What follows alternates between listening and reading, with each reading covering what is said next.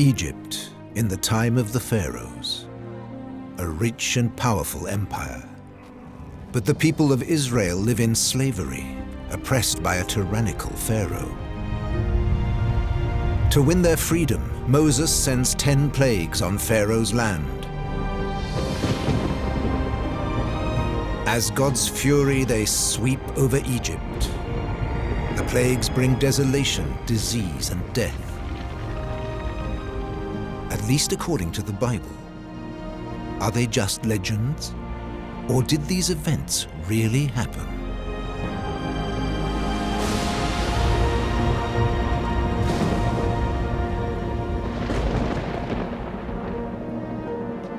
The evidence led to the city of Ramses. The downfall of this great city came in a period of drought. Nature was out of balance. The river that guaranteed the survival of the city dried up. Red waters, frogs, insects and diseases, all the phenomena of the first 6 plagues could have followed. The eruption of Santorini helped scientists decipher the 7th, 8th and 9th plagues. The colossal amounts of volcanic ash led to climate collapse and terrible storms.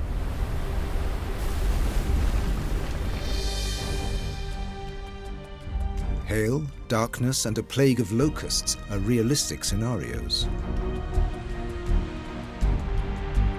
The death of the firstborn is the 10th and most mysterious of the plagues. It leads to the exodus of the Israelites into the promised land. The archaeological fragments build into a complicated puzzle. Recent excavations have begun to unravel the mystery of the legendary Hyksos. Were they the historical people of the Bible? There is no proof the Israelites were ever in Egypt, yet the name of Israel and the name of the biblical God appear for the first time in Egypt. Archaeologists are sifting through information from across the centuries to find the key to the story of the Bible plagues and of the Exodus.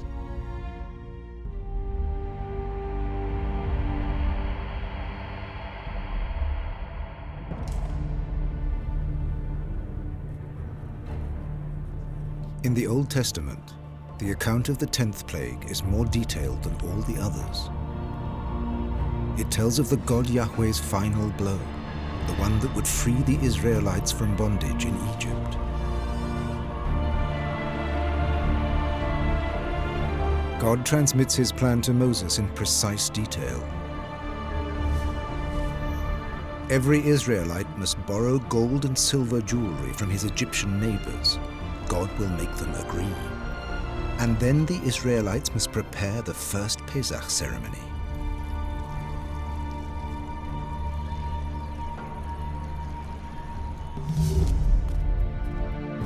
Moses is to go to Pharaoh one last time and announce the terrible 10th plague that is to come that very night.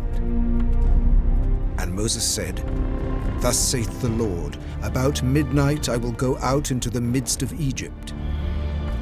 And all the firstborn of Egypt shall die, from the firstborn of the Pharaoh, even unto the firstborn of the maidservant, and all the firstborn of beasts." Towards evening, the Israelites mark their doors with the blood of the sacrificed Pesach lamb, the sign for God to spare them the horrors to come.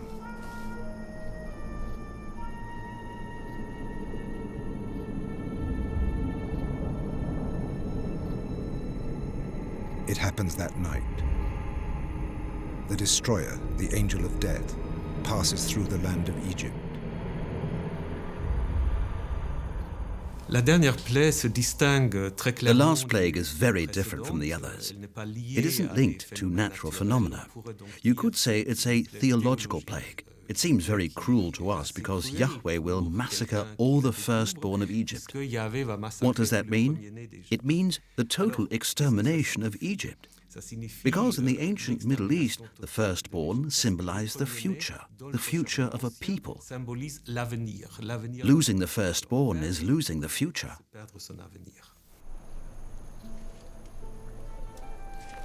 Behind their bolted doors, the Israelites share the Pesach meal according to the instructions they've been given. The lamb must be roasted on the fire and eaten with unleavened bread and bitter herbs.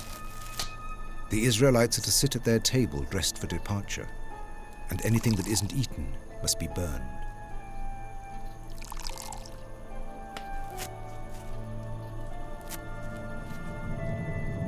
As promised, the God Yahweh does not harm his chosen people.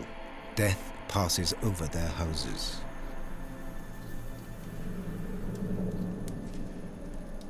In the Jewish faith, this covenant for God's protection finds its ritual expression in the Passover ceremony. The second book of Moses says, "And it shall come to pass, when your children shall say unto you, What mean you by this service? Ye shall say, It is the sacrifice of the Lord's Passover, who passed over the houses of the children of Israel in Egypt, when he smote the Egyptians and delivered our houses."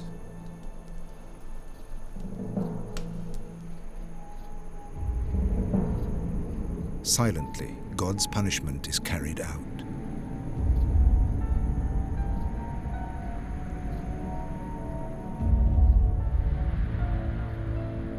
While the Israelites wait in their houses, death strikes down all the Egyptian firstborn, man and beast alike.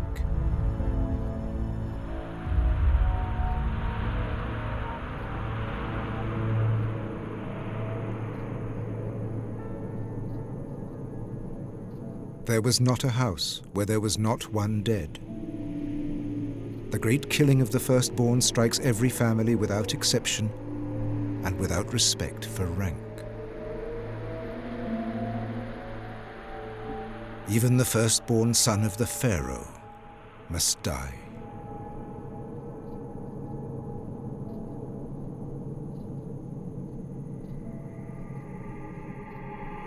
With the 10th plague, the series of biblical disasters reaches its mysterious zenith and leaves behind a puzzle.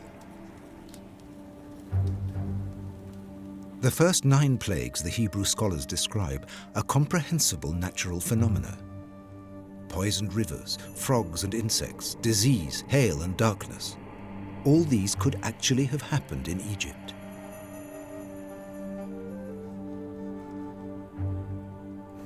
But the 10th plague, dealing with the unimaginable, the death of the firstborn, remains an enigma.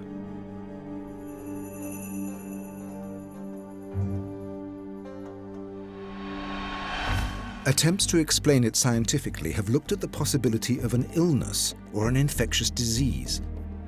Poisoned wheat is one explanation. The Egyptians had stores of food, and when the harvest was poor, this was the only way to feed the people.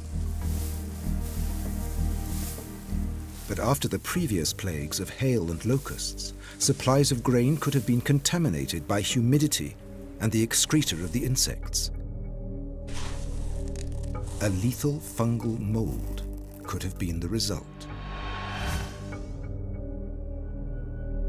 Trichotocene, the poison of the Fusarium fungus, can kill both humans and animals. The male firstborn would have had first pickings of the limited food reserves and would have been the first to fall victim to the poison.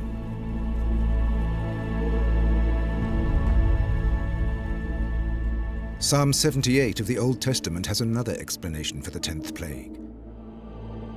He spared not their soul from death, but gave their life over to the pestilence, and smote all the firstborn in Egypt. Real plagues claimed hundreds of thousands of lives in the Middle East in ancient times, but that wouldn't explain why only the male firstborn died. Like the Pesach offering and God's sparing of the Israelites, this is religious symbolism. The 10th plague has the longest description because it is combined with a blood ritual, which was almost certainly a ritual of protection.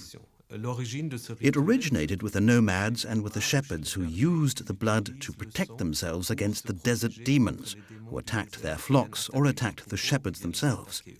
The Bible's authors are taking an ancient ritual and connecting it to the events of the Exodus.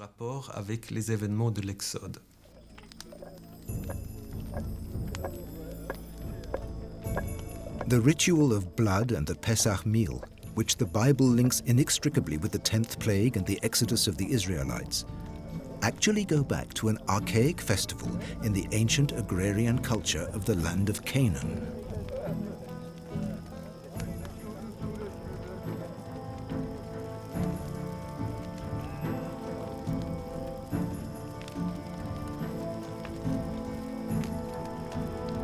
Blood as protection, blood as a blessing. In the human struggle to survive in the rhythm of the seasons, it was the young men's job to move out of the settlements with the herds every year in springtime. This was the only way to protect the young stalks of corn in the fields from being eaten by the livestock. Before the young men left the community, there was a ceremony with a ritual of blood and a sacrificial meal for protection. In the Pesach of the Bible, the blood on the doors symbolizes this magical protection. In union with the one God, this mark becomes a sign that will ward off all dangers. This blood rite, linked to the departure of the shepherds and shepherdesses, also helps protect the parents and children who have been left behind. Via the story of the night when Yahweh smote the firstborn of Egypt, this seasonal agricultural ritual became a part of the collective memory of the Israelites. Zum Element des kollektiven Gedächtnisses Israels. The 10th plague in the Bible story has a single purpose. It demonstrates the superiority of God over a godlike Pharaoh and shows his power to lead his people from slavery to freedom. In the religious legend, the Exodus symbolizes the birth of the people of Israel. 600,000 men and untold numbers of women and children, the Bible tells us, follow Moses into the Holy Land.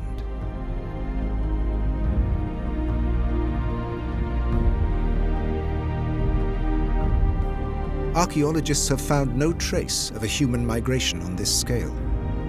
And outside the Bible, there is no reference to a people enslaved in Egypt. Is there any historical evidence of the biblical Israelites and their story?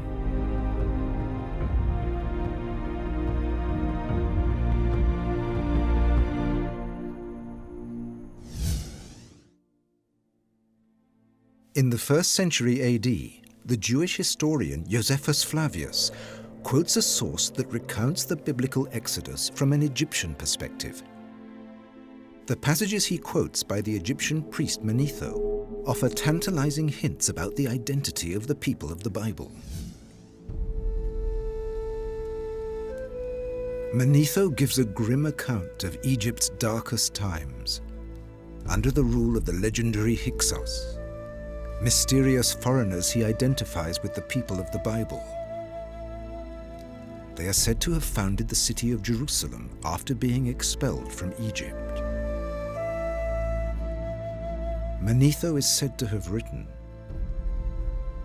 "People of an unknown race suddenly attacked Egypt from the east.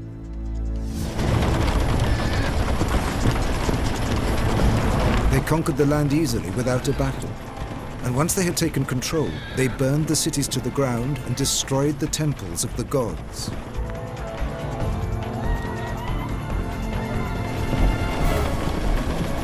They treated the people monstrously, massacring many of them and dragging the women and children into slavery.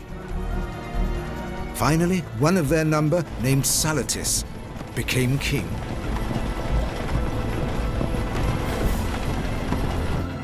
This account does not describe the people of the Bible as slaves. It tells of victorious lords and conquerors. Salatis was the first king of the Hyksos. Who were they? Are they the historical key to the Bible story?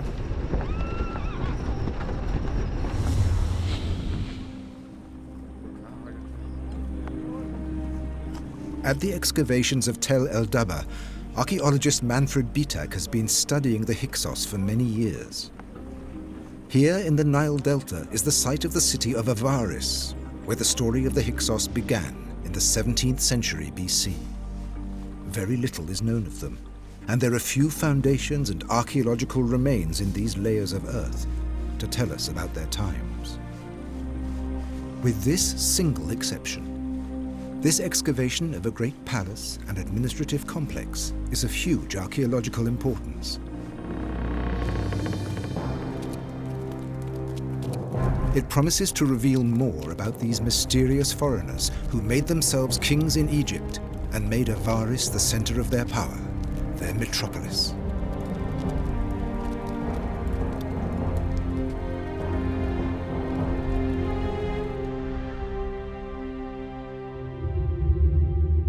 Avaris had existed for centuries here in northern Egypt, where several trade routes come together. Immigrants from Canaan and the whole of Asia Minor made this city an expanding center of trade.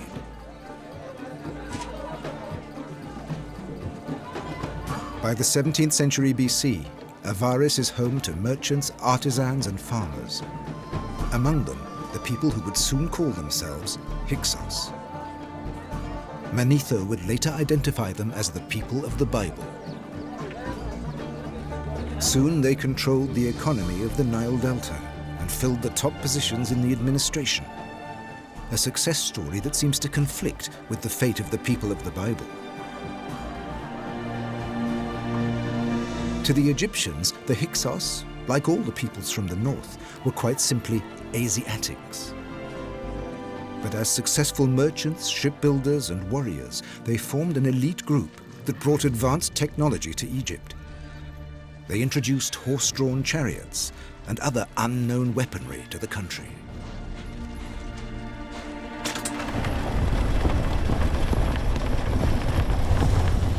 The Hyksos is the name of a foreign dynasty in Egypt, and not the name of a people.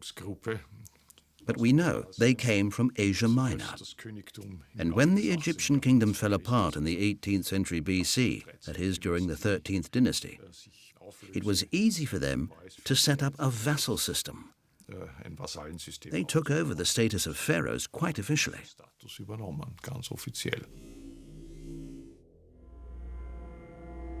The remains of a funerary statue found in Avaris can tell us what these Asiatics may have looked like.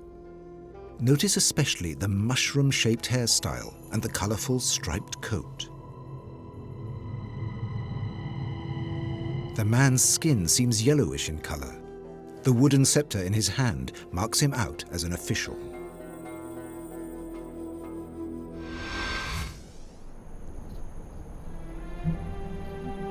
The search for these foreigners leads to the burial chambers of Beni Hassan, some distance from Avaris in Middle Egypt. These immigrants from the Near East are depicted on the walls, as the Egyptians saw them. They can be recognized by their sharp profiles, their beards, and their hairstyles, and by the yellow hue of their skin and the colorful patterns of their clothes. They're clearly different from the Egyptians also depicted here. Unlike the high officials at Avaris, these people belong to the ordinary population. Thus, the statue in Avaris is evidence of a remarkable social ascent for this immigrant people.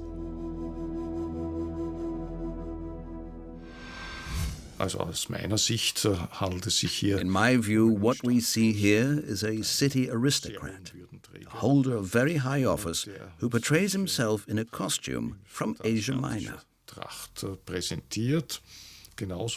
Just like the rest of the Asiatic population, he has not assimilated Egyptian style, but he has kept his identity. This suggests that the Asiatics in Egypt were extremely self-confident. But it's interesting that the Egyptians used the same word for Asiatics, Amu, as they used for slaves.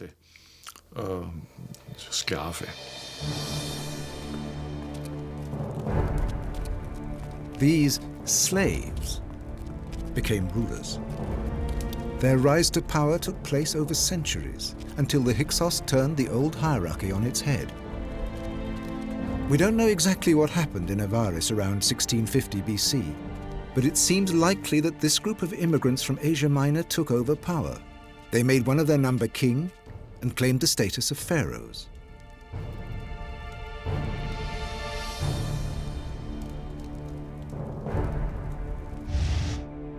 This inscription engraved on a doorpost records the name of the new rulers, Hyksos, which means rulers of foreign lands.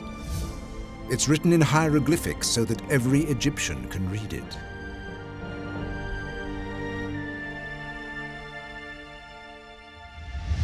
This was something unbelievable. For the first time, foreigners ruled in Egypt. These Asiatics had been known for a long time. They had settled in Avaris in the eastern Nile Delta. When the central power weakened, they took their chance to grab power here. The empire was split into two parts, one in the eastern Nile Delta and the other in Thebes, today's Luxor. The Hyksos could extend their power in the Nile Delta without opposition.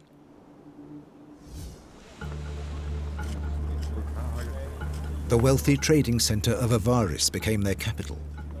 The palace complex that Manfred Bitak has been excavating since 2006 may have been their headquarters. These seem to be the foundations of a huge administrative wing. A geophysical projection shows the impressive scale of the Hyksos city. Towards the end of the time of the Hyksos, Avaris reached a size of 250 hectares, and we estimate that 25 to 30,000 people lived in this city. That is a huge city for those times, perhaps one of the greatest in the entire Eastern Mediterranean.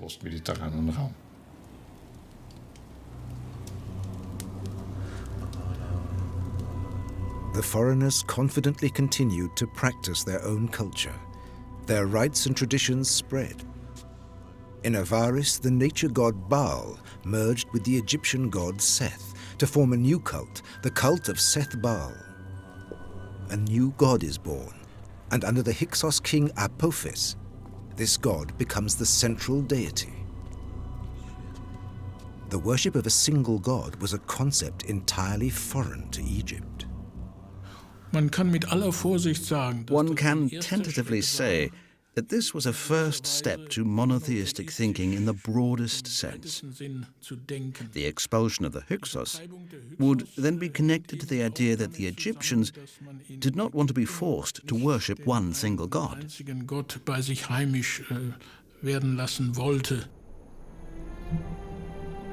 Long after the Hyksos were banished, the Egyptian ruler Hatshepsut proclaimed, "I have restored what was destroyed when the Asiatics were in Avaris, and scoundrels among them overturned what was created, for they ruled without the god Re."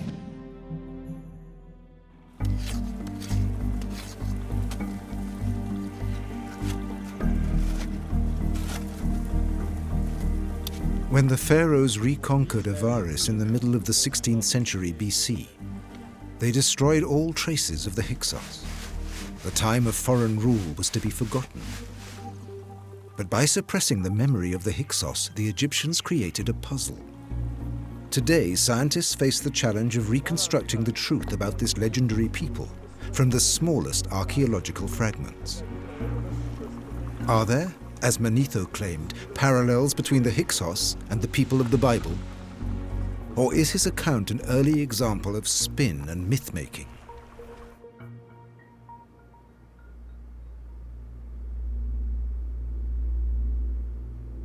Tiny traces of seals provide an answer here, not the vast remains of temples and statues.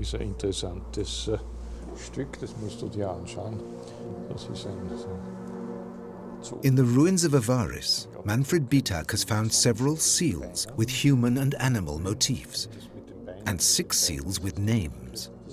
One is a biblical name, Jacob.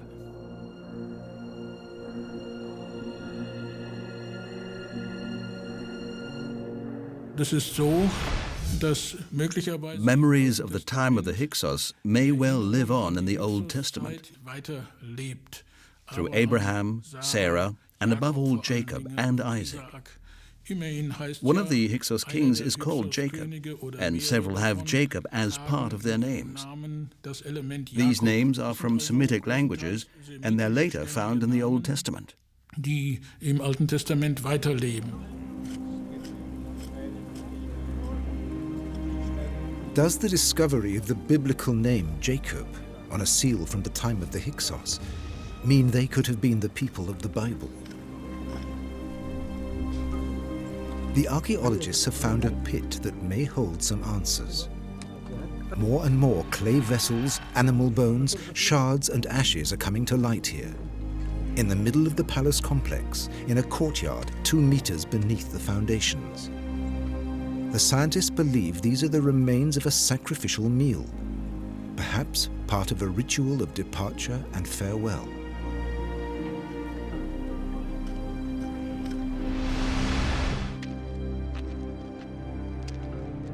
The Bible describes Pesach as a sacrificial meal, after which all the leftovers had to be burned before the Israelites departed from Egypt. The sacrificial pit at Avaris suggests a comparable cultural ritual in which the inhabitants destroyed the remains of their meal, together with their pottery plates and vessels. From their analysis of the pottery shards, archaeologists have concluded that the palace was then abandoned. We don't know what could have caused the people in the palace to take this step. Were the Hyksos in danger in their own capital? They only ruled another 50 years in Avaris before they were expelled by force.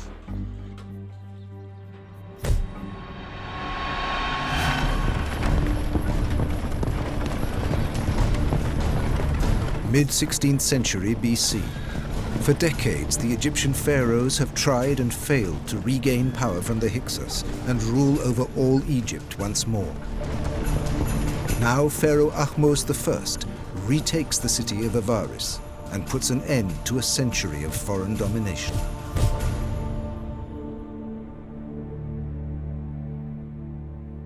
But the expulsion of the Hyksos remains a mystery too. In Avaris, there are no traces of a battle. Yet 30 kilometers away, archaeologists at the excavation site of Charu are working on a reconstruction of events. They found remains of the original fortifications. This was the crucial defensive outpost of the Hyksos in the Sinai Desert. During the time of Ahmose, the military action was taken against Charu before Avaris, because Charu here has a military position to protect Avaris.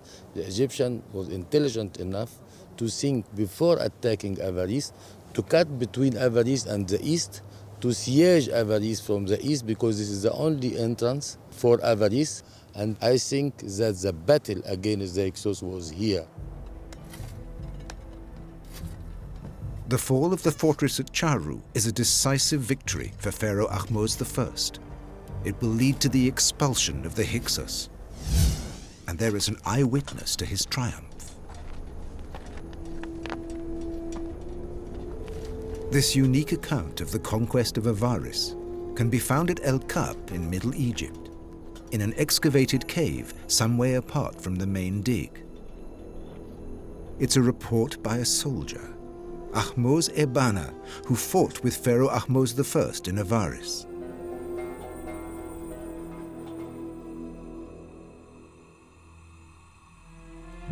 The inscriptions in his tomb tell of his wartime adventures. How he followed the pharaoh's chariot and fought at his side at Avaris against the Hyksos, and then plundered the conquered city.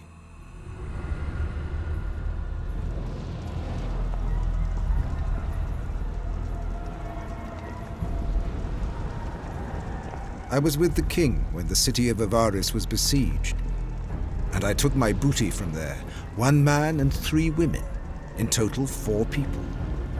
His Majesty gave them to me as slaves.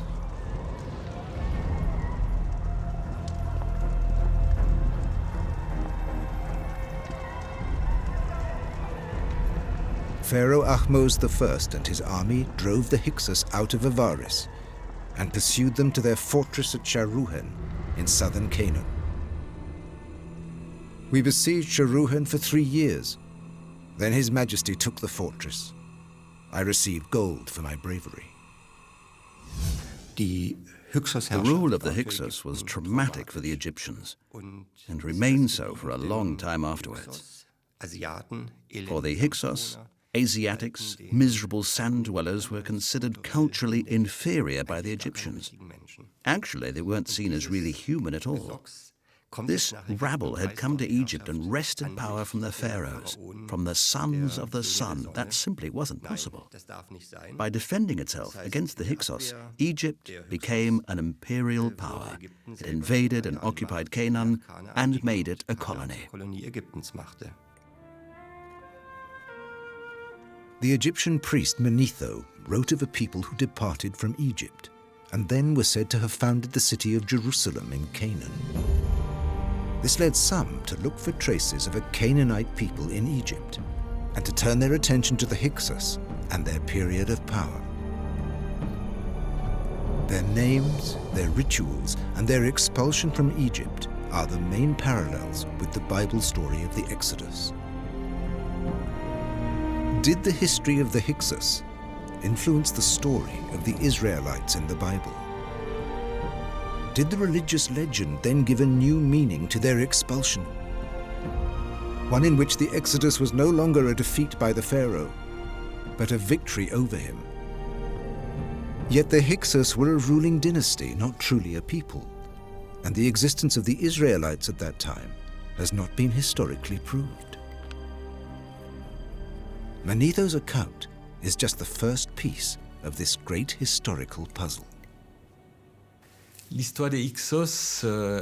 story of the Hyksos may have influenced the memory of the writers of the account of the Exodus. The Hyksos were indeed kings from Asia Minor, so they were very probably Semitic, like the later Israelites. And we know that the Hyksos left a lasting memory because the Greeks are still referring to them in the 3rd century BC. So it's perfectly possible that the people who wrote the story of the Exodus were thinking of the Hyksos. But they turned the situation round because the Hyksos were kings who were expelled, while the Bible story tells of slaves who were expelled or who were chased away by the Pharaoh.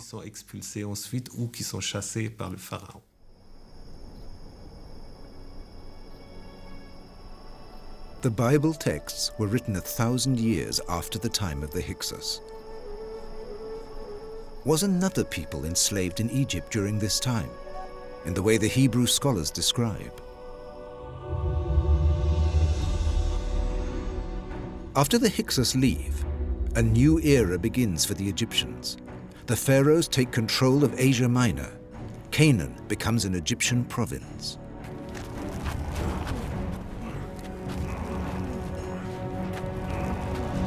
More and more prisoners of war from Canaan are taken to Egypt as slaves. Among them, a group the Egyptians call the Apiru, and whom they describe as crooks and bandits. They appear in Egyptian sources as mercenaries and slaves. A papyrus from the time of Ramses reports that they dragged the stones for the construction of the Great Pylon. Some scholars believe that these were among the first Israelites. The name Apiru later became Hebrew. When you start looking for the origins of the Hebrews, you soon come across an Egyptian term, Apiru, which can be linked to the term Hebrew. For the Egyptians, Apirus were on the edge of society, whether in Egypt or in Canaan. Sometimes they worked as serfs for the Pharaoh, and sometimes they fought against him. It's perfectly possible that the word Hebrew comes from this term.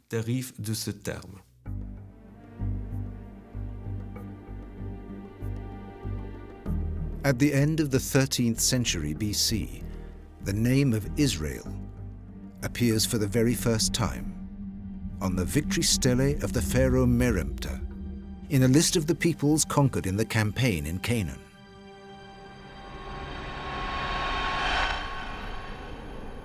Israel is devastated and has no more seeds, the inscription says. The exact words leave no doubt. They refer to a people, not a country. Pharaoh Meremptah had advanced into the wild, mountainous regions of Canaan. Here he encountered not soldiers, but simple farmers, settled nomads who had begun to join with other small communities since the 13th century BC. They scraped together a living growing corn and looking after animals. They were the beginnings of a new, independent society, which would become the kingdoms of Israel and Judah.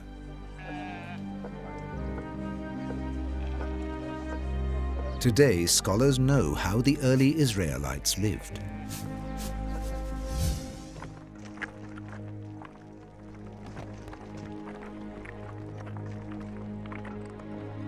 This reconstruction shows the typical four-roomed house that became a new architectural standard at the beginning of the Iron Age in the mountains of Canaan.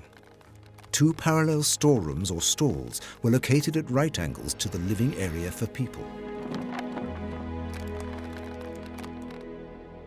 Archaeologists found four-room houses like this that demonstrate the spread of a new social way of living in the whole mountainous region. The architecture of these houses helps us in the search for evidence of the early Israelites in Egypt. It takes us to the temple district of Medinet Habu in Luxor.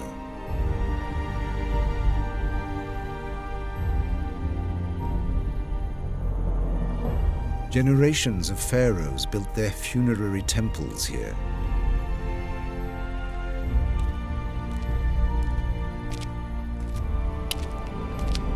In the 1930s, archaeologists excavating the temple area of Ramses III found traces of the people who built the temples.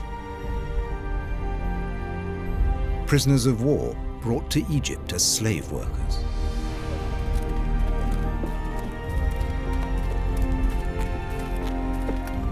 They found the remains of their dwellings next to the ruins of the temple. The ground plans and the unusual method of construction were not Egyptian.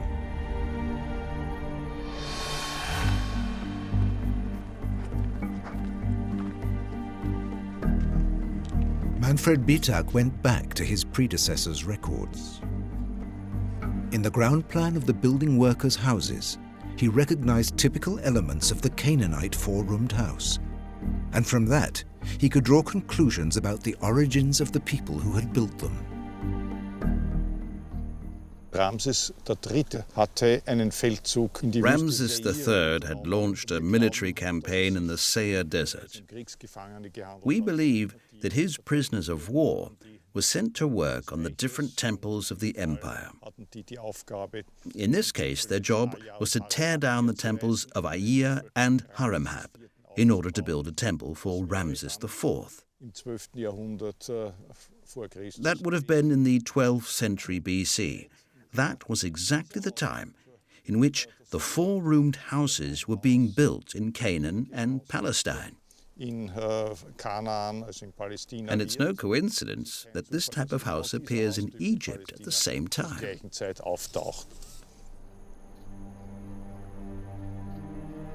The discovery of these houses in Medinet Habu is an indication that people from Canaan were in Egypt as slaves. Among the list of names of defeated peoples on the temple walls, there's an inconspicuous inscription that refers to the people of the Bible. Engraved in stone is the name Yahu, which will one day become Yahweh, the God of the Old Testament.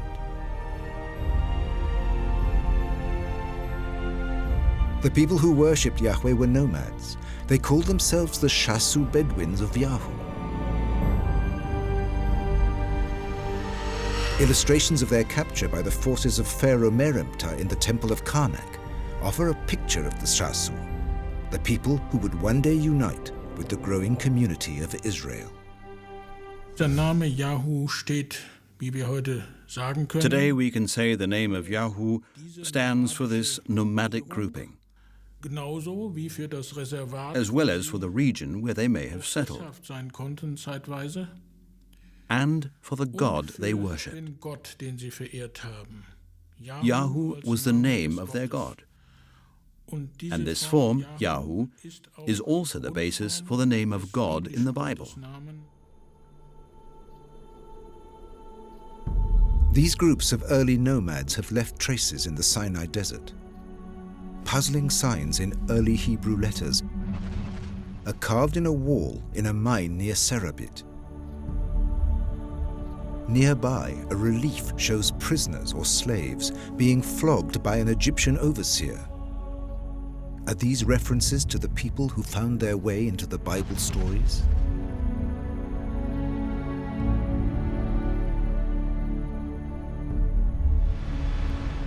In the copper mines of Timnah, foreign workers like the Shasu mined ore for smelting in the Pharaoh's workshops. An inscription here provides further clues to the origins of the Bible story. It names a leader who experts believe could even be the historical model for Moses. This man's Egyptian name is Ramses Empere. He's from Asia Minor and has the rank of a court official. As an inspector at the copper mines, it's his job to mediate between the mine workers, the Shasu, and the Pharaoh's administration. Ramses Empere hat in seinem The name Ramses Empere reminds us a little of Moses. Das ist ein He was a diplomat who served under a number of pharaohs, from Ramses II to Ramses III. zweiten bis Ramses III. Offenbar gedient hat. Und den His services could be used in contacts with the Palestinian peoples. zu dem palästinensischen Raum zu schaffen. In the Bible story, Moses will lead his people to freedom. The earliest texts of the story of Moses and the Exodus are from the 7th century BC, a time of new beginnings under a young king. The disparate groups of the early Israelites have long since become a nation, living in the two separate empires of Israel and Judah. King Josiah of Judah dreams of an empire that will unite all Israelites. Jerusalem will be its capital, and it will serve only one God, Yahweh.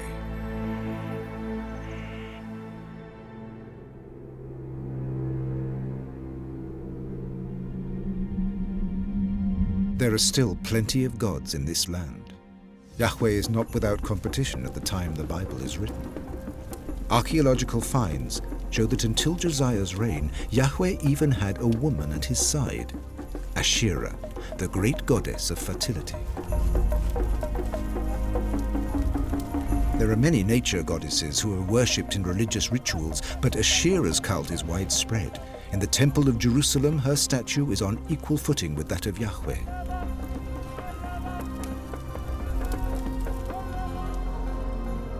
King Josiah's reforms will break with a 1,000-year-old tradition, mankind's belief in a multiplicity of gods.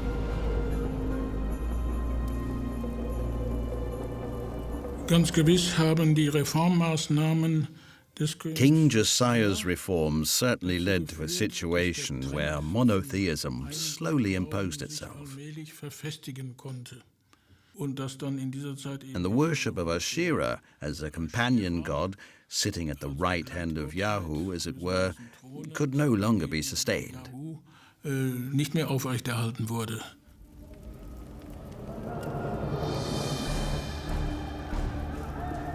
In a radical religious reform, Josiah elevates the cult of Yahweh to the state religion. The Temple of Jerusalem is the only place where Yahweh may be prayed to. Other religious cults are ruthlessly suppressed. Altars and cult sites are torn down, statues and graven images destroyed. And Yahweh's empire must be extended.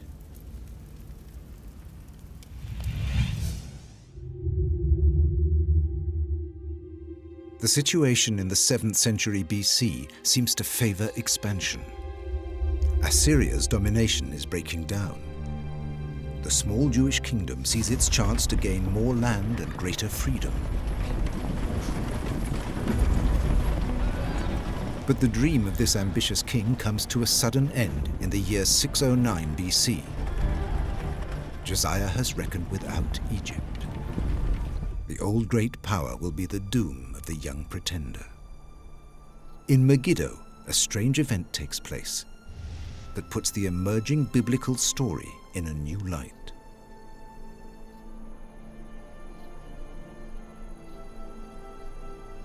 Pharaoh Necho II marches north with his troops. Josiah rides out with a small delegation to meet the Egyptian ruler.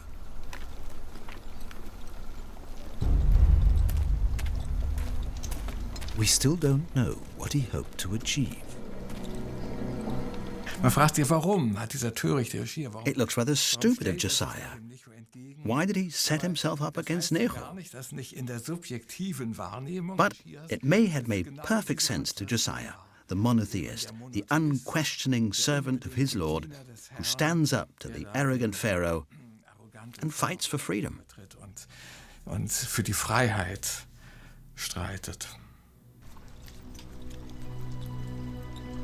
We don't know if Josiah wanted to assert national and religious independence by fighting the Pharaoh, or if he simply wanted to negotiate.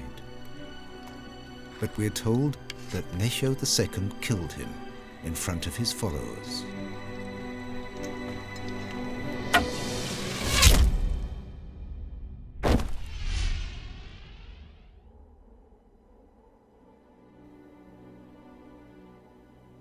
For the Jewish scribes, even then writing the Old Testament, Josiah's death must have come as a terrible shock. The king in whom they had put their trust had been killed by the Pharaoh. If you read the story of the plagues against that background, you can't help wondering if the duel between Moses and the Pharaoh takes up this story, but in reverse. That's to say, now it's the representative of Yahweh who defeats the Pharaoh, and not the other way around.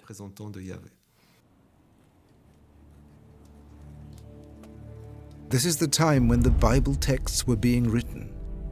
The fateful encounter with Necho recalls the confrontation between Moses and the nameless Pharaoh of the Bible.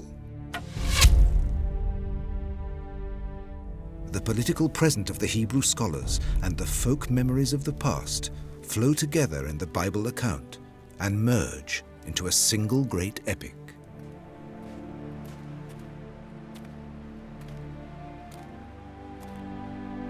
The 10 biblical plagues are formed out of experiences and stories from different periods. In the legend that finally emerges, they have changed from natural events into the signs and miracles of God. All the waters turned blood red. Frogs and insects infested the land. Diseases ravaged man and beast. Hailstorms, locust swarms, and sudden darkness followed.